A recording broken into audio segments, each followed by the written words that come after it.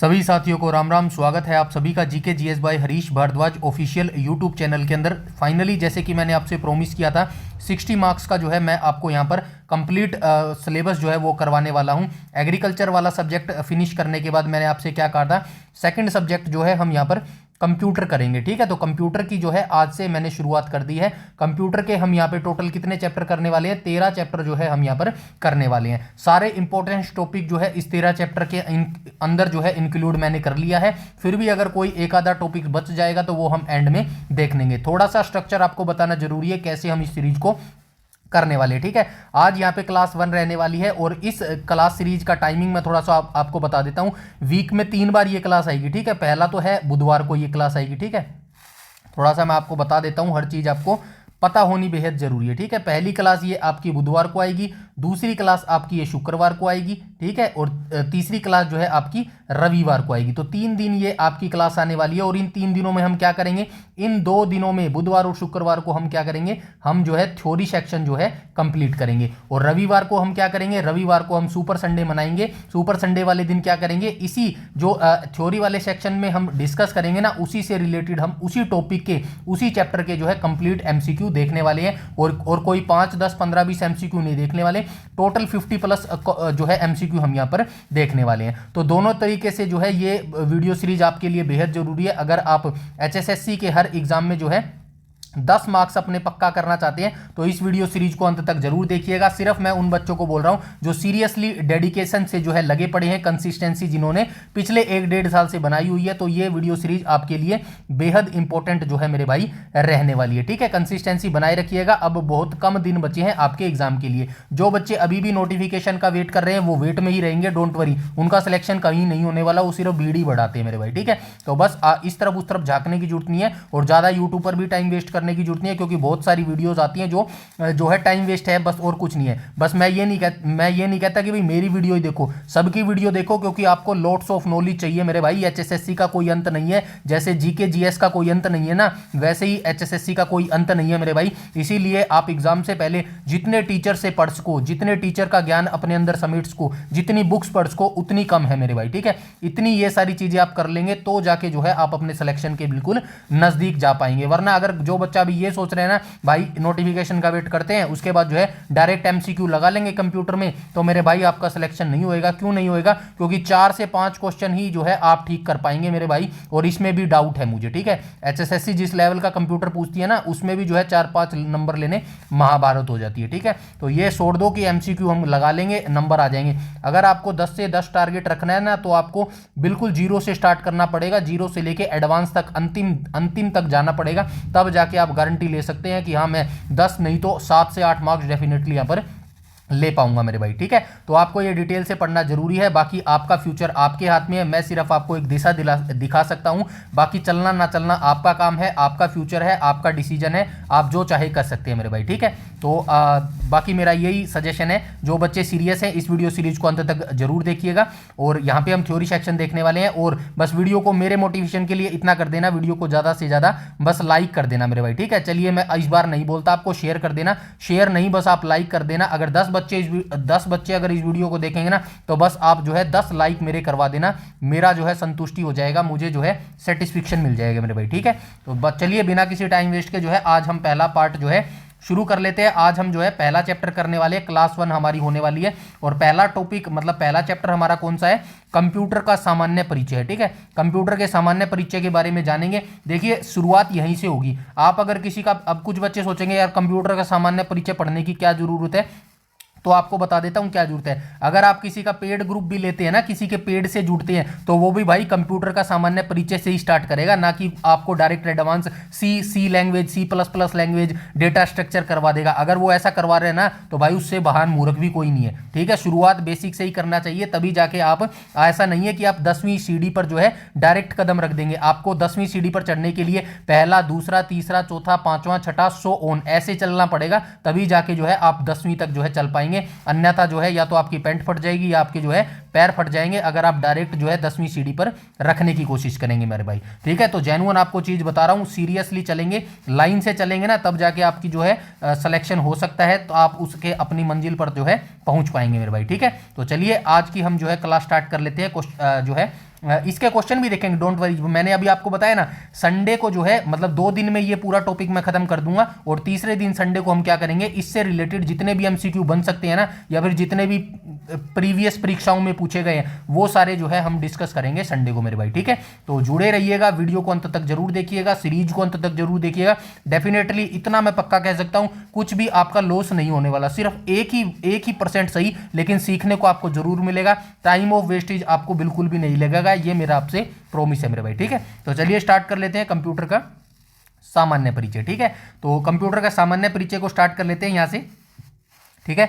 तो कंप्यूटर एक स्वचालित इलेक्ट्रॉनिक मशीन है। आप सभी जानते हैं भाई, कंप्यूटर जो है ऑटोमेटिक एक इलेक्ट्रिक मशीन है, जो तीव्र गति से जो है कार्य करती है, बहुत फास्ट जो है ये कैलकुलेशन करती है, बहुत फास्ट जो है ये अपना काम करती है। यह अंग्रेजी शब्द कंप्यूट से बना है, ठीक है। यहीं से आपसे आपके जो है एमसीक्यू भी क्लियर होते हुए चलेंगे, ठीक है। तो आपसे डायरेक्ट पूछा जा सकता है, बताइए अंग्रेजी के किस भाषा से जो है कंप्यूटर शब्द बना है, तो ये कंप्यूट से जो है ये बना है, जिसका अर्थ गणना करना होता है, ठीक है। इसका अर्थ क्या होता है, कंप्यूट का अर्थ होता है गणना करना। हिंदी में इसे संगणक कहते हैं, ठीक है। कमेंट सेक्शन में बताइएगा किसको जो है अभी तक नहीं पता था कि हिंदी में कंप्यूटर को जो है संगणक कहते हैं। आई होप आप सभी को पता होगा, ठीक है। इसके बाद हम चलते हैं, इसका उपयोग यानी कि कंप्यूटर का उपयोग बहुत सारे सूचनाओं को प्रोसेस करने तथा इकट्ठा करने के लिए किया जाता है। बहुत सारी सूचना यानी कि इंफॉर्मेशन को प्रोसेस करने तथा इकट्ठा करने के लिए जो है इसका इस्तेमाल किया जाता है। कंप्यूटर एक यंत्र है, ठीक है, जो डेटा ग्रहण करता है यानी कि इनपुट लेता है, वह इसे सॉफ्टवेयर या प्रोग्राम के अनुसार किसी परिणाम के लिए प्रोसेस करता है। तो ये परिणाम क्या होता है, थोड़ा सा आपको बता देता हूं, ठीक है। परिणाम को क्या कहते हैं, परिणाम को आउटपुट कहते हैं मेरे भाई, ठीक है, आउटपुट, ठीक है, आउटपुट कहते हैं। और यहाँ पे क्या लिख रखा है, और क्या कर रहा है, डेटा ग्रहण। तो डेटा ग्रहण को क्या कहते हैं, तो डेटा ग्रहण को क्या कहा जाता है मेरे भाई, डेटा ग्रहण को जो है इनपुट कहा जाता है, ठीक है, इनपुट कहा जाता है। इनपुट क्या होता है, इनपुट एक अव्यवस्थित डाटा होता है मेरे भाई, ठीक है। इनपुट क्या होता है, एक अव्यवस्थित डाटा होता है। जब आप कंप्यूटर के अंदर इनपुट डालेंगे ना, कोई अव्यवस्थित डाटा डालेंगे, तो उसके अंदर कंप्यूटर के अंदर जो सॉफ्टवेयर होगा ना, जो सॉफ्टवेयर काम करता है, वो सॉफ्टवेयर क्या करेगा, उस अव्यवस्थित डाटा को जो है एक परिपूर्ण डाटा बना देगा, यानी कि एक सूचना बना देगा, यानी कि एक इंफॉर्मेशन बना देगा, ठीक है, जिसका आप बिल्कुल तरीके से जो है इस्तेमाल कर सकते हैं, इंफॉर्मेशन बना सकते हैं, इंफॉर्मेशन बना देता है, और जिसको जो है आउटपुट बोला जाता है मेरे भाई, ठीक है। आई होप यहां तक सारी चीजें क्लियर हो गई होगी। अब चलते हैं आगे। आगे क्या लिखा गया है, कंप्यूटर संबंधी शब्द। तो चलिए देख लेते हैं एक एक करके कंप्यूटर संबंधी शब्द कौन सा होता है। सबसे पहले यहाँ पे लिखा गया है डाटा, तो ये कंप्यूटर संबंधी शब्द है। दूसरा क्या दिया गया है, संख्यात्मक डेटा दिया गया है। तीसरा क्या दिया गया है, तीसरा दिया गया है अल्फा न्यूमेरिक डाटा दिया गया है। तो चलिए आइए एक एक करके इसको देख लेते हैं। डेटा क्या है, यह अव्यवस्थित आंकड़ा या तथ्य है। आंकड़ा या तथ्य को इंग्लिश में क्या बोलेंगे, रो एंड फैक्ट्स बोलेंगे, ठीक है, रो एंड फैक्ट्स बोलेंगे, ठीक है। इंग्लिश एंड हिंदी दोनों लेके चल रहा हूं भाई आपके लिए, ठीक है। तो रो एंड फैक्ट्स बोलते हैं, यह प्रोसेस के पहले की अवस्था होती है, मतलब जो अव्यवस्थित आंकड़ा या तथ्य होते हैं ना, ये डाटा से पहले की जो है सिचुएशन होती है। उसके बाद जो अव्यवस्थित डाटा होता है उसको प्रोसेस किया जाता है, और साधारणतः डेटा को 2 भागों में विभाजित किया जाता है। अब 2 भागों में कौन कौन से डेटा को विभाजित किया जाता है, पहला तो संख्यात्मक यानी कि न्यूमेरिकल डेटा में विभाजित किया जाता है, और दूसरा किस में विभाजित किया जाता है, अल्फा न्यूमेरिक डेटा में जो है विभाजित किया जाता है, ठीक है। डोंट वरी, आपको अगर यहां से समझ नहीं आया ना, तो इसको जो है मैंने टेबल के फॉर्म में भी लिखा है नीचे, ठीक है। 2 तरीके से एक ही चीज मैं आपको समझाने वाला हूं, कहीं कोई चीज नहीं जाएगी, डोंट वरी, बस आप पेशेंस बन के जो है देखते रहिएगा मेरे भाई, ठीक है। तो चलिए डेटा को 2 पार्ट में डिवाइड किया जाता है। पहला देख लेते हैं न्यूमेरिकल डाटा। अब न्यूमेरिकल डाटा क्या होता है, इस तरह के डेटा में 0 से 9 तक के अंकों का जो है प्रयोग होता है। यानी कि न्यूमेरिकल डाटा आपसे पूछेगा ना, बताइए भाई न्यूमेरिकल डाटा का एग्जाम्पल क्या होता है, तो आप बताएंगे 0 1 2 3 4 5 6 7, ठीक है, ये न्यूमेरिकल डाटा होता है, ठीक है। जैसे कर्मचारियों का वेतन, अब आपको जो अब आप सरकारी नौकरी लग गई, एचएसएससी में कोई फूड सप्लाई इंस्पेक्टर लग जाएगा, कोई हरियाणा पुलिस में कांस्टेबल या सब इंस्पेक्टर लग जाएगा, कोई भाई जो है ग्रुप डी में लग जाएगा, तो आपको वेतन तो मिलेगी ना, वेतन यानी कि सैलरी मिलेगी मेरे भाई, ठीक है। तो सैलरी किस फॉर्म में होती है, अंकों की फॉर्म में होती है ना, वही ये यहाँ पे न्यूमेरिकल डाटा बताने की कोशिश कर रहा है। परीक्षा में प्राप्त अंक, यानी कि आप एचएसएससी में 100 में से कितने अंक प्राप्त करेंगे, 70 प्लस अंक प्राप्त करेंगे, तभी आपका सिलेक्शन होगा, और ये जो प्राप्त अंक प्राप्त करेंगे ये न्यूमेरिकल डाटा होता है, ठीक है। जनगणना, भारत की जनगणना 2011 के आंकड़े किस में आए हैं, न्यूमेरिकल डाटा में है। रोल नंबर, आप स्कूल में होते थे तो आपका रोल नंबर क्या होता था, न्यूमेरिकल फॉर्म में होता था, ठीक है।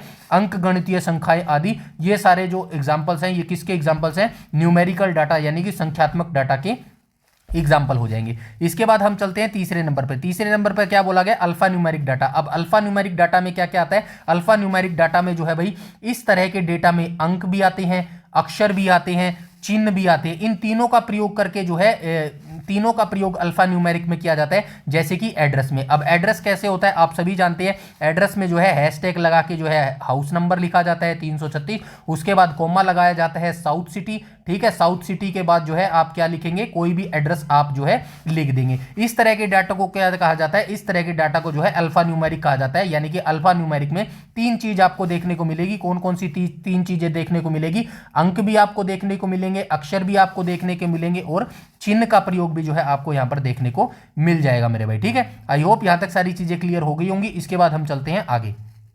अब देखो यहां पे मैंने दो चीज बताई ना आपको, अल्फा न्यूमेरिकल और न्यूमेरिकल डाटा। अब इसी चीज को अगर आपको यहां पे समझ नहीं आया तो मैंने टेबल बना दिया, यहां पे देख लेते हैं, ठीक है। बड़े ही आसान भाषा में आपको पूरा कंप्यूटर में करवाने वाला हूं, तो सिर्फ वही बच्चा इस पूरी प्लेलिस्ट को देखेगा और देख पाएगा जो सच में 2026 में सीरियस है अपने सिलेक्शन को लेकर मेरा भाई, ठीक है। तो यहां पे मैंने लिख दिया है डेटा का प्रकार, यानी कि एक सेकेंड, हाँ ठीक है, यहां पे मैंने लिख दिया है डेटा का प्रकार, ठीक है।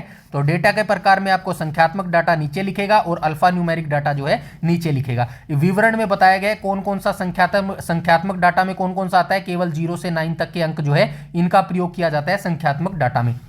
उदाहरण के तौर पर क्या होता है, वेतन हो गया, अंक हो गया, रोल नंबर हो गया, जनगणना के आंकड़े हो गए। वहीं अल्फा न्यूमेरिक की बात करूं तो इसमें 3 प्रकार के जो है शब्दों का प्रयोग किया जाता है, अंकों का, अक्षरों का और चिन्हों का। यानी कि जो है मैथमेटिकल अक्षर हो गए और जो शब्द हो गए, ठीक है, यानी कि वर्ड हो गए। और इसके उदाहरण को क्या क्या होते हैं, एड्रेस हो गया, यानी कि किसी का एड्रेस हो गया, आपका घर का एड्रेस हो गया, या फिर कोई पासवर्ड हो गया। आप जैसे फेसबुक चलाते हैं, इंस्टाग्राम चलाते हैं, उसमें कहते हैं ना कि भाई अलग अलग पासवर्ड यूज करो, या फिर जो अब HSSC का फॉर्म भरते हैं वो कहता है ना यूनिक जो है पासवर्ड लगाने के लिए नॉर्मली हम सब क्या लगाते हैं, हम लगाते हैं भाई क्या लगाते हैं, जैसे कि हम लिखते हैं कैपिटल पहला अक्षर देते हैं, उसके बाद हरीश लिखते हैं, उसके बाद हम @ लिखते हैं, उसके बाद हम 1 2 3 लिख देते हैं। तो ये समझाने की जो है ये कोशिश यहां पर कर रहा है मेरे भाई, ठीक है। आई होप यहां तक सारी चीजें क्लियर होगी। इसके बाद चलते हैं आगे। अब यहां पे क्या लिखा गया है, इंफॉर्मेशन। इंफॉर्मेशन यह अव्यवस्थित डेटा को प्रोसेस करने के बाद प्राप्त परिणाम है जो व्यवस्थित होता है। अभी हम ऊपर देख के आए थे ना, डेटा को अव्यवस्थित और व्यवस्थित फॉर्म में बताया गया था। मतलब अव्यवस्थित फॉर्म में जो होता है वो कच्चा रो एंड फैक्ट्स होते हैं, लेकिन वही जब जो अव्यवस्थित डाटा है उसको प्रोसेस करके इंफॉर्मेशन में बदल जाता है, वही चीजें यहां पर लिखी गई है। तो चलिए आइए देख लेते हैं। यहाँ पे आपको विशेषताएं देखने को मिलेगी, यहाँ पे डेटा लिखा गया है और यहाँ पे सूचना इंफॉर्मेशन लिखा गया है, ठीक है। स्थिति की बात करें तो ये देखो डेटा क्या होता है, डेटा अव्यवस्थित आंकड़े तथा तथ्य होते हैं। मतलब कि डेटा पहले, सबसे पहले डेटा क्या होता है, जो कच्चा डाटा होता है ना, रो एंड फैक्ट्स होते हैं, सिर्फ वो होता है, यानी कि ये एक इंफॉर्मेशन नहीं होती, इसका जो है कुछ भी अभी निष्कर्ष नहीं निकलता है। जब इसको प्रोसेस किया जाता है किसी सॉफ्टवेयर या फिर किसी अन्य चीज में, तो ये इंफॉर्मेशन बन जाती है, यानी कि व्यवस्थित हो जाती है, संसाधित हो जाती है और इसका परिणाम निकल जाता है, ठीक है। ये हो गई है जो है स्थिति की बात। अब हम प्रक्रिया से पहले और बाद की बात करें तो प्रक्रिया से पहले की बात, प्रोसेस से पहले की अवस्था डेटा होती है और प्रोसेस होने के बाद की अवस्था जो है सूचना कहलाती है, ठीक है। उपयोगिता की बात करूं तो समय में कम उपयोगी। अब जो कच्चा रो फैक्ट्स होता है ना, यानी कि अव्यवस्थित डाटा होता है, वो कम उपयोगी होता है क्योंकि वो अव्यवस्थित होता है, उसका कोई उपयोग नहीं होता है। लेकिन जब वो कंप्लीट इंफॉर्मेशन बन जाती है तो वो निर्णय लेने के लिए जो है अत्यधिक उपयोगी हो जाती है मेरे भाई, ठीक है।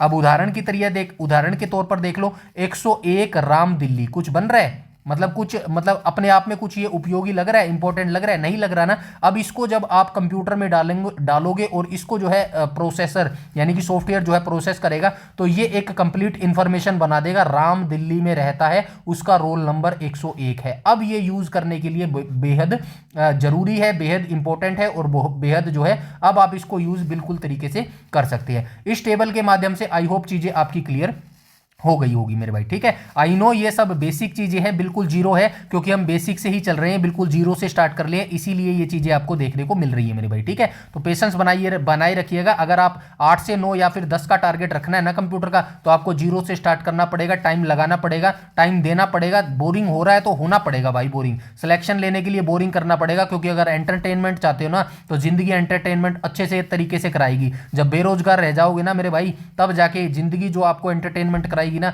वो आपको जिंदगी भर याद रहेगा मेरे भाई, ठीक है। तो अभी बोरिंग झेल लो, सिलेक्शन होने के बाद जितना चाहिए एंटरटेनमेंट कर लेना मेरे भाई, ठीक है। चलिए आगे चलते हैं। आगे यहाँ पे अब क्या लिखा गया है, कंप्यूटर की विशेषताएं लिखी गई है। तो आइए देख लेते हैं कंप्यूटर की क्या क्या विशेषताएं होती है। यह तीव्र गति से कार्य करता है, अर्थात समय की बचत करता है, बिल्कुल सही बात है। यह त्रुटि रहित कार्य करता है, ऐसी बात नहीं है, त्रुटि रहित कार्य करता है, क्योंकि इसमें जो प्री डिफाइन चीजें हैं ना, प्री डिफाइन चीजें हैं, तो उसी के बिहाफ पर जो है ये हमें रिजल्ट देता है। अगर गलत चीज इसके अंदर डालोगे ना तो ये रिजल्ट गलत दे सकता है। बट कहने का मतलब है यह त्रुटि रहित गलती नहीं करता है, क्योंकि चीजें इसके अंदर प्री डिफाइन की गई है। उसके बाद नेक्स्ट पॉइंट में क्या लिखा गया, यह स्थायी तथा विशाल भंडारण क्षमता की सुविधा देता है, यानी कि स्टैटिक तथा विशाल भंडारण क्षमता, यानी कि जो है स्टोरेज की क्षमता भी ये काफी लॉन्ग उस पे देता है। ठीक है, नेक्स्ट पॉइंट में क्या लिखा गया, यह पूर्व निर्धारित निर्देशों यानी कि प्री डिफाइंड इंस्ट्रक्शन के अनुसार तीव्र निर्णय लेने में सक्षम है। मतलब ये तीव्र निर्णय जो फास्ट प्रोसेस करता है, फास्ट रिजल्ट देता है, उसका क्या मतलब है, वो क्यों देता है, क्योंकि इसके अंदर पहले से ही भाई प्री डिफाइन की गई है चीजें। ठीक है, चीजों को पहले से जो है इसके अंदर सेट किया गया है, जिसकी वजह से जो है हमें ये बिल्कुल at a time to time जो है रिजल्ट प्रस्तुत कर देता है मेरे भाई। ठीक है, आगे चलते हैं कंप्यूटर के उपयोग। तो कंप्यूटर के उपयोग कहाँ कहाँ होते हैं, शिक्षा के क्षेत्र में कंप्यूटर का उपयोग होता है। आप सभी जानते हैं भाई स्कूल में बहुत सारे कंप्यूटरों का उपयोग होता है, बच्चों को पढ़ाने के लिए इसका उपयोग किया जाता है। वर्तमान में हम बहुत सारे कंप्यूटर जो है आजकल घर घर में कंप्यूटर हो गए हैं, बहुत सारा यूज किया जाता है। ठीक है, वैज्ञानिक अनुसंधान यानी कि साइंटिफिक रिसर्च में इसका उपयोग किया जाता है। रेलवे तथा वायुयान आरक्षण यानी कि रेल टिकट्स में जो है रिजर्वेशन करवाने के लिए जो है कंप्यूटर का उपयोग किया जाता है। बैंकों में तो कंप्यूटर का उपयोग किया जाता है, हालांकि ऐसी बात नहीं है, पुराने समय में, इतना भी पुराना समय नहीं जाना, आज से जो है 50-60 साल पहले जाएंगे ना, तो सारा काम बैंकों में पहले क्या होता था, ऑफलाइन होता था मेरे भाई, ऑफलाइन। ठीक है, ऑफलाइन का मतलब क्या था, हिंदी में आप सुना होगा ना, बही खाते, बही खातों के बड़े बड़े जो है रजिस्टर होते थे, उनमें जो है मैनुअल काम होता था मेरे भाई, ये सारा। ठीक है, मैनुअल काम, हाथों से ये काम होता था। लेकिन जैसे जैसे कंप्यूटर का विकास होता गया, सारी चीजें जो है ऑनलाइन आ गई हैं, सारी चीजें जो है कंप्यूटर पर होने लगी है मेरे भाई। ठीक है, चिकित्सा विज्ञान में जो है, मेडिकल साइंस में जो है कंप्यूटर का उपयोग होता है। रक्षा डिफेंस में जो है, डिफेंस के क्षेत्र में कंप्यूटर का उपयोग होता है। प्रकाशन पब्लिकेशन में कंप्यूटर का विकास होता है। ठीक है, व्यापार बिजनेस में तो कंप्यूटर का जो है इस्तेमाल होता है। आज के समय में तो भाई सारा कुछ ऑनलाइन हो गया है। ऑनलाइन बिजनेस करने के लिए जो है आपको कंप्यूटर, तो जाहिर सी बात है कंप्यूटर तो चाहिए, बिना कंप्यूटर के तो आप ऑनलाइन कुछ कर भी नहीं पाएंगे। उसके बाद कम्युनिकेशन में कंप्यूटर का जो है यूज होता है। प्रशासन एडमिनिस्ट्रेशन में इसका यूज होता है, और रिक्रिएशन यानी कि मनोरंजन में तो होता ही होता है। आप सभी जानते हैं फिल्में वगैरह जो है, आप फिल्में वगैरह सुनते हैं, ठीक है, गाने वगैरह सुनते हैं, वो सारे जो है उसमें कंप्यूटर का यूज होता है। तो यानी कि कंप्यूटर एक मोस्ट इंपॉर्टेंट एंड पावरफुल जो है थिंग्स है वर्तमान में। ठीक है, यहां तक सारी चीजें क्लियर है। आइए आगे चलते हैं। कंप्यूटर के कार्य क्या है, तो कंप्यूटर कार्य क्या क्या करता है भाई, डेटा कलेक्शन का कार्य करता है, यानी कि डेटा को इकट्ठा करने का काम करता है। डेटा स्टोरेज का काम करता है। डेटा स्टोरेज यानी कि भाई आप कंप्यूटर में डालते हैं ना, कोई आपके फोन में पिक्चर्स है, आपको लगता है भाई कहीं डिलीट ना हो जाए, तो वो कहाँ आप स्टोर करते हैं, आप जो स्टोर है STORE, स्टोर कहाँ करते हैं, कंप्यूटर में ही जो है आप वो स्टोर करते हैं मेरे भाई। ठीक है,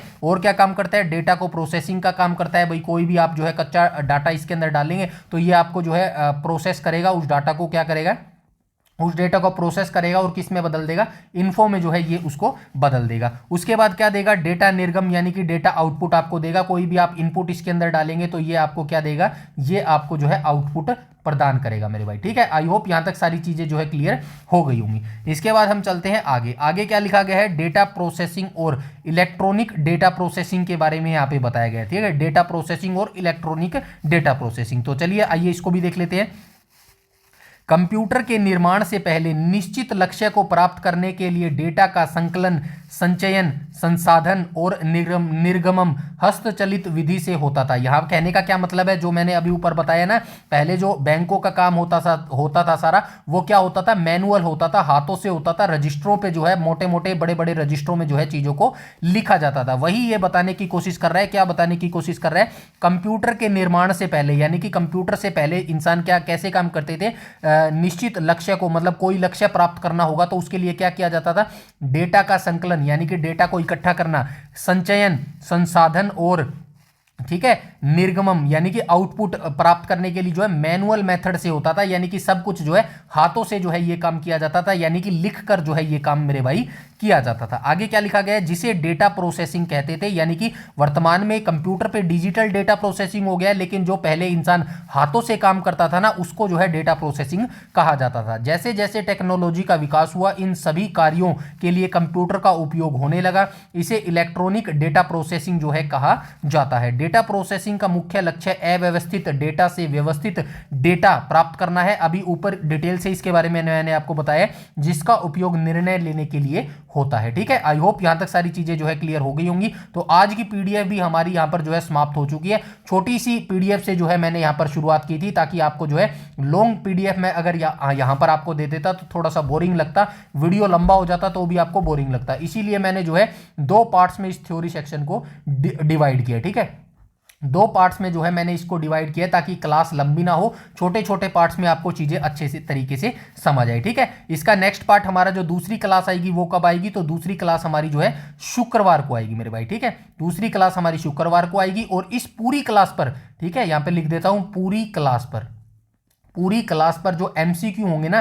टोटल एमसीक्यू, यानी कि कंप्यूटर का जो हमारा विकास चल रहा है ना, ये इस पर जो है टोटल एमसीक्यू 50+ हम कब देखेंगे, संडे को देखेंगे। ठीक है, संडे को देखेंगे, शाम को 7 बजे देखेंगे मेरे भाई। ठीक है, तो संडे का देख लेंगे, या तो शाम को 7 बजे ही रखेंगे या फिर जो है पहले रख लेंगे, बाकी देख लेंगे, कोई दिक्कत नहीं है। ठीक है, टाइमिंग वगैरह भी देख लेंगे। ठीक है, एक ही टाइम रखते हैं मेरे हिसाब से, उससे क्या है बच्चे पजल हो जाएंगे कि 7 बजे का ही टाइम मेरे हिसाब से ठीक रहेगा। ठीक है, तो ये हमारा जो है आज पहली क्लास आ चुकी है। बस आपको जो है कुछ नहीं करना है, आराम से बैठ के जो है इस पूरी सीरीज को देखना है। और मैं आपको ये भी बता देता हूं, ये सीरीज कितने दिन में खत्म हो जाएगी। इसमें कितने चैप्टर हैं, 13 चैप्टर है मेरे भाई। ठीक है, इस पूरी सीरीज में जो है 13 चैप्टर है, और एक हफ्ते में जो है हम तीन चैप्टरों में डिवाइड किया मैंने। ठीक है, 3 चैप्टर, मतलब जो है 1 सेकंड, एक चैप्टर को मैंने कितने पार्ट में डिवाइड किया है, एक चैप्टर को मैंने जो है 3 पार्ट में डिवाइड किया है। ये कितने पार्ट हो जाएंगे, तो 13 × 3 कितना हो जाएगा, 39 पार्ट हो जाएंगे आपके। और 39 पार्ट यानी कि कब खत्म होगा ये हमारा सीरीज, जनवरी पूरा लग जाएगा, 31 जनवरी का महीना है, और 10 दिन 10 फरवरी। तो 10 फरवरी तक जो है हमारी ये कंप्यूटर की जो सीरीज है वो कंप्लीट हो जाएगी, यानी कि 10 फरवरी तक जो है आपके 10 नंबर पक्के हो जाएंगे मेरे भाई। डोंट वरी, थोड़ा सा विश्वास रखिएगा, 10 फरवरी तक आपका एग्जाम नहीं होने वाला मेरे भाई। ठीक है, तो इतनी हबड़ तबड़ मत मचाइएगा, इतना पैनिक होने की जरूरत नहीं है। आपका रिजल्ट सिर्फ इसी से निकलेगा, जो वो कहते हैं ना कि जल्दबाजी में भी जो होश नहीं खोता है ना, वही जो है सिलेक्शन ले पाएगा। तो भाई आराम से बैठ के थोड़ा सा दिमाग को शांत रखो और आराम से अपनी तैयारी करते रहो, क्योंकि जो है जल्दबाजी में कोई काम सक्सेसफुल नहीं होता है मेरे भाई। ठीक है, ऐसा तो है नहीं भाई, अब थोड़ा सा दिमाग आप भी लगाओ यार। फॉर एग्जाम्पल अभी जनवरी, कल 1 जनवरी आ जाएगा, कल ही आ जाएगा क्या, मान लेते हैं कि कल आ जाएगा, बिल्कुल पॉसिबल ही नहीं है। पहले ये क्या करेंगे,